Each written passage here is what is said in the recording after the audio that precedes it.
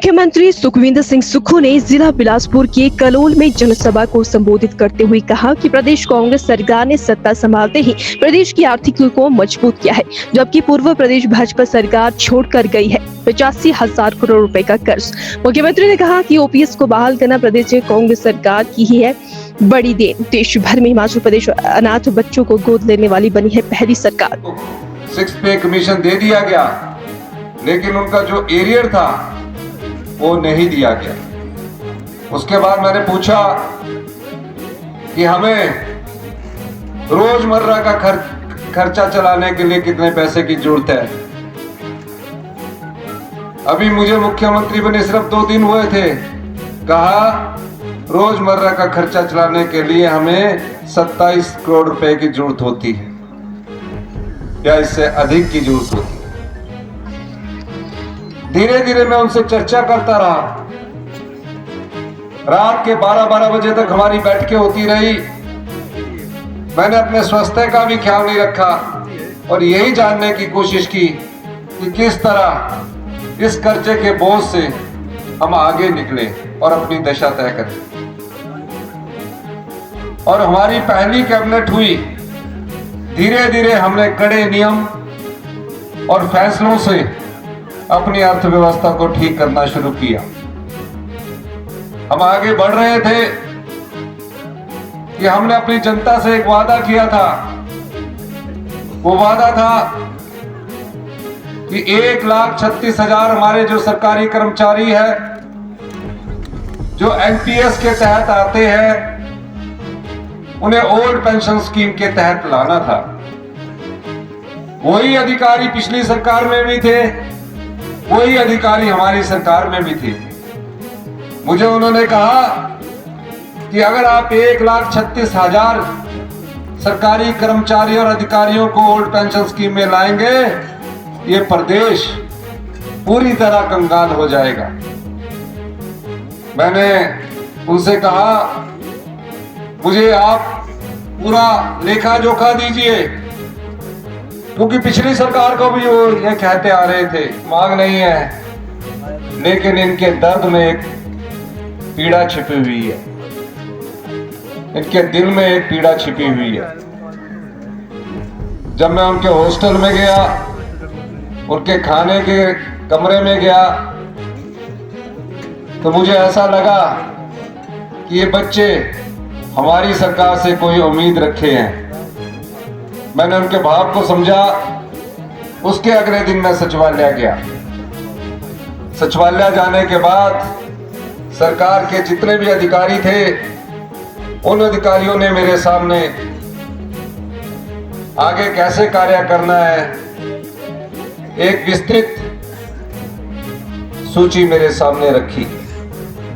मैंने पूछा कि सरकार के खजाने में क्या इतना ही धन है?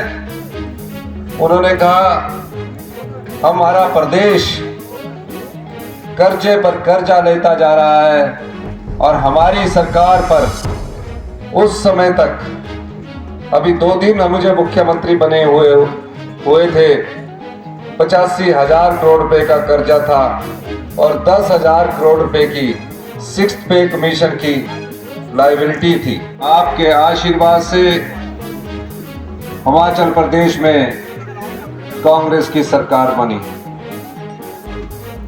और कांग्रेस की सरकार बनने के बाद कांग्रेस की राजनीति में एक महत्वपूर्ण बदलाव आया। कांग्रेस पार्टी ने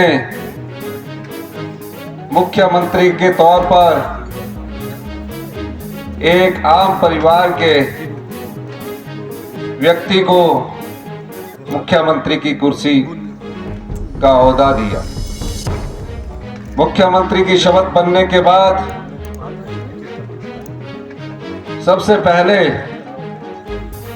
जब मैं रिज के ऐतिहासिक मैदान से शपथ ले रहा था, मन में सिर्फ एक भाव था कि कैसे गांव में रहने वाले आम व्यक्ति तक और गांव में रहने वाले गरीब किसान तक सरकारी योजनाएं पहुंचनी चाहिए। और अगले दिन मैंने कहा कि ये कानून अगर हमें उन गरीब आपदा प्रभावित परिवारों की मदद के लिए अगर बदलना पड़े तो हम उस कानून को बदलें। और हमने उस कानून को बदला जो 1.5 लाख रुपए की आर्थिक सहायता थी उसको बढ़ाकर 7 लाख रुपए किया और सब घरों को बसाने का दायित्व हमारी सरकार का। हम गांव में रहने वाले लोग हैं, हम जानते हैं हिमाचल प्रदेश की 90% जनसंख्या गांव में रहती है। और गांव में समस्याएं क्या होती है? राजस्व कानूनों से संबंधित समस्याएं होती है, पटवारी से संबंधित समस्या होती है। मैंने कहा आम लोगों की समस्या के लिए कई दिन तक इंतकाल के लिए घूमना पड़ता है। तकसीम की तो बात ही छोड़िए, दादे के समय शुरू होती थी और सरकारी बैंक की शाखा है वो घोषित की जाती है। पीएससी इन्होंने बोली है, इन्होंने जो मांगे रखी है उसको मैं और बस को भी चलाने की मैं घोषणा करता हूं। और कोट द्वार के लोगों के लिए कहना चाहता हूं, मैंने अभी 3 करोड़ रुपया और दिया है इस वर्ष इस सड़क पर। एक साल में 2025 मार्च तक इसमें 50 करोड़ रुपया और खर्चा किया जाएगा। और स्थापना से बागशल को भी डबल लेन किया जाएगा। इन्हीं शब्दों के साथ आपसे मैं एक अनुरोध करना चाहता हूं, जिन लोगों को सत्ता की भूख है और जो मुख्यमंत्री की कुर्सी पैसे के दम पर हथियाना चाहते हैं, आप उनको सबक सिखाएंगे? दोनों हाथ जो खड़े करके करिए जोर से, हम तुम्हारे साथ हैं। धन्यवाद।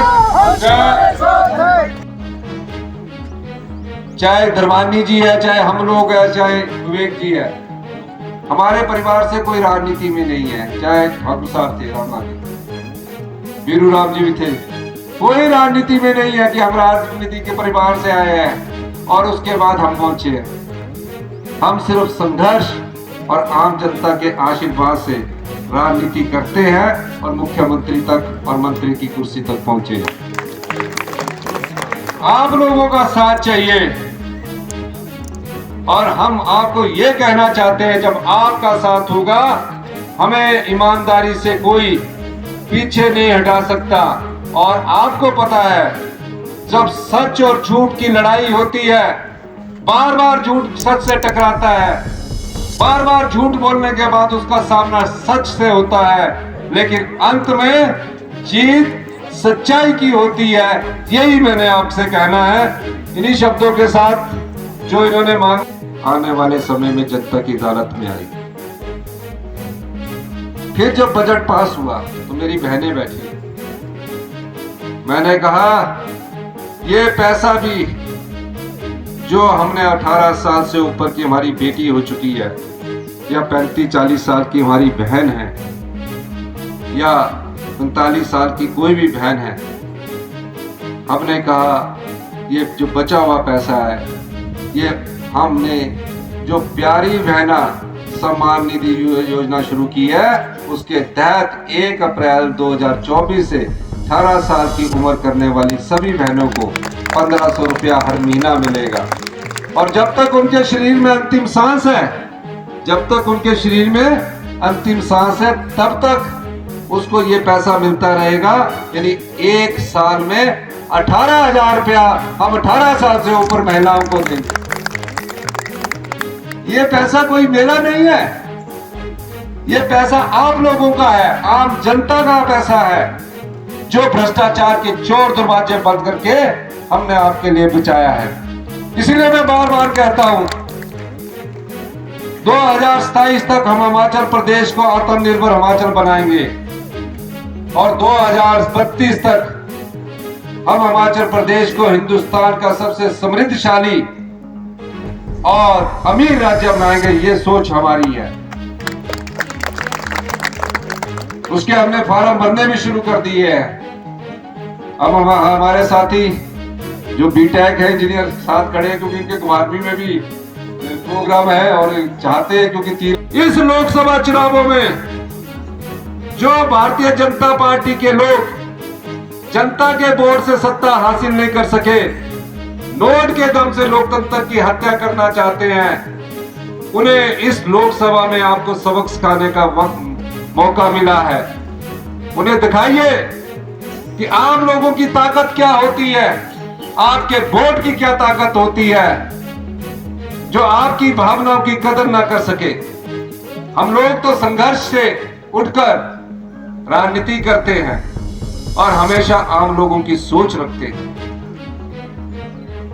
आज मैं आपके बीच इसलिए आया हूं कि कोट द्वार का जो बनने वाला पुल था, 1 साल में 38% हमने पूरा किया।